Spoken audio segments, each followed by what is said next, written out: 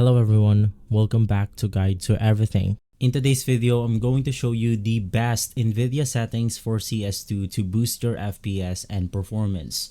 So basically, to tweak out our NVIDIA settings, you just want to navigate through your desktop right here, right click on it and click on the NVIDIA control panel. Basically, inside this page, the first thing that you want to do is to adjust the image settings with a preview.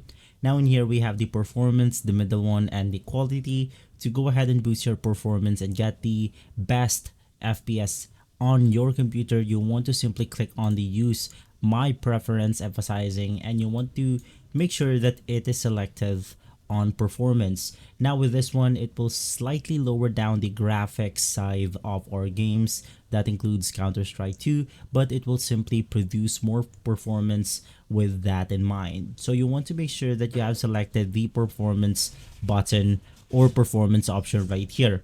From there, you then want to navigate through the manage 3D settings, and you can just make sure to follow all of my settings like for image scaling, ambient occlusion, and more. So I have off, off, off, off, on, off. We have off all, driver default, and more. You can just go ahead and slow down the video to make sure that you have all these settings copied right here.